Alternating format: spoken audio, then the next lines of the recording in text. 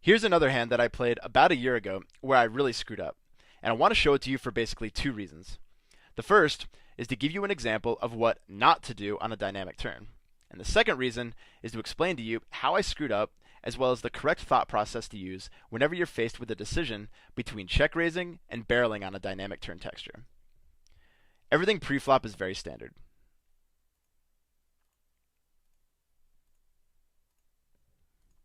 We min open under the gun with queen queen jack 5 double suited and get called by two players that have position on us.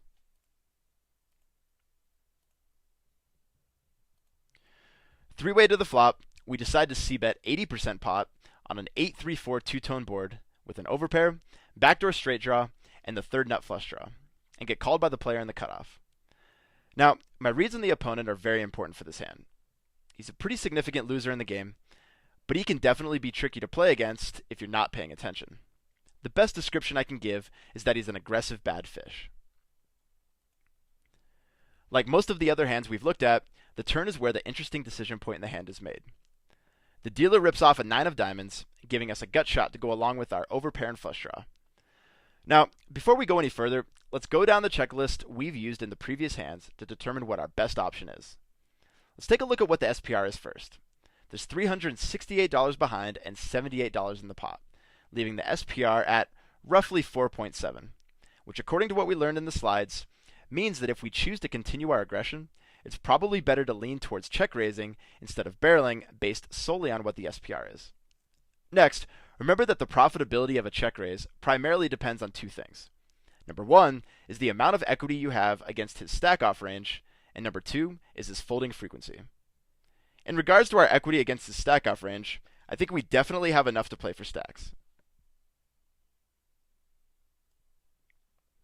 Here's a simulation I ran on Pro Poker Tools that displays what our equity is against what I perceive to be his stack off range.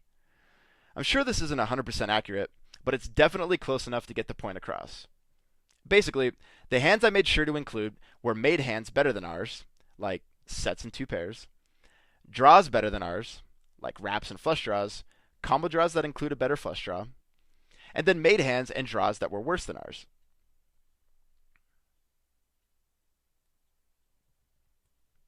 Okay, so we know that we have somewhere in the neighborhood of 38% equity against the stack off range. But perhaps the more important factor to consider is how much fold equity we have.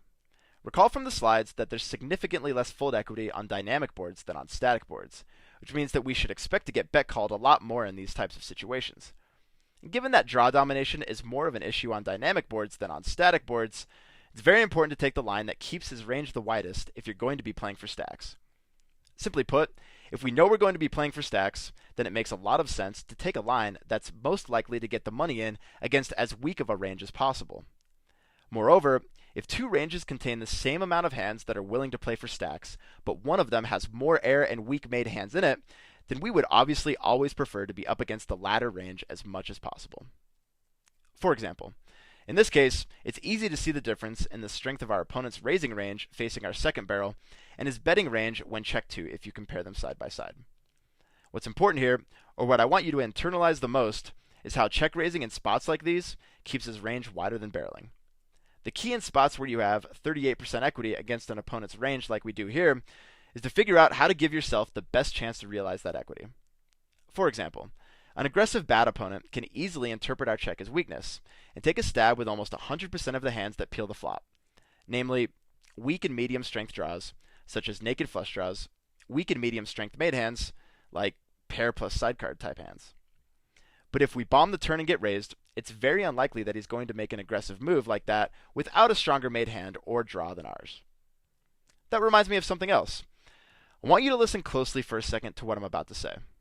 One of the best pieces of advice about hand reading that I ever received was from a buddy of mine that won an event at the Wynn Classic last year, and I want to pass it along to you now. He said that when you have the initiative, anytime you're taking what's perceived to be a strong line and someone is raising you, then you should probably kick your hand into the muck unless you have the goods.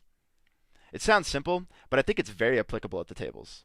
A lot of players, myself included, unnecessarily make hand reading tougher by out-leveling themselves into thinking their opponents are a lot more in tune with their play than they really are. Personally, I found that most players play their cards more straightforwardly than you think. Your ego wants you to believe that you're conquering a table full of very tough and thinking opponents, when in reality, most of them are taking standard lines consistent with the value of their hand.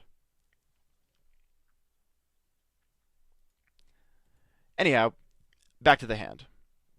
Instead of doing the right thing and check raising, we decide to bet slightly over 3/4 pot, and he insta raises us the size of the pot. Now, before we move on to the next hand, let's do a quick analysis of what the possible outcomes are on the river when we fire a second barrel instead of check raise. First, one positive outcome of barreling is that he folds, which he will certainly do at least some percentage of the time. But in this case, I think he's folding a very low percentage of the time. The 9 of diamonds blends well with the type of range that peels the flop. It completes a number of 2-pair combinations for several pair and sidecard hands, and also adds more straight draws to the board. On the other hand, if the turn was an ace or a king, then I might consider barreling because our fold equity is a lot higher on those cards than the middling cards. Also, the hand becomes very tricky on the rivers we don't improve on, especially given that the SPR will be a very awkward 1.3 if he calls our turn bet. Additionally, think about how perfectly his turn calling range can play against us on the river. On the rivers that we turn our hand into a bluff on, he can call us down if he thinks we're bluffing. If we check and he improves, he can confidently value bet the winner. If we bet and he has the stones, he can ship on us and perhaps get a crying call. If his draw misses, he could still make us fold by representing another draw that filled on the river. For example, if he has nut clubs, he can easily represent a backdoored straight on the river. Ah, the luxury of having position on later streets, right before our very eyes. Additionally, for the times he decides to raise our turn bet instead of smooth call, we're in a terrible spot because of the reverse implied odds going into the river. So given that flatting his turn raise is out of the question, our only choice is to fold or go all in over the top of his raise, which also puts a cramp in our style because doing so reduces our effective pot odds.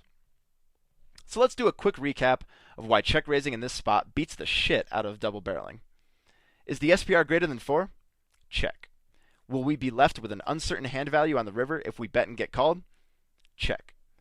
Are we facing an opponent that's likely to bet a weak, wide range when checked to?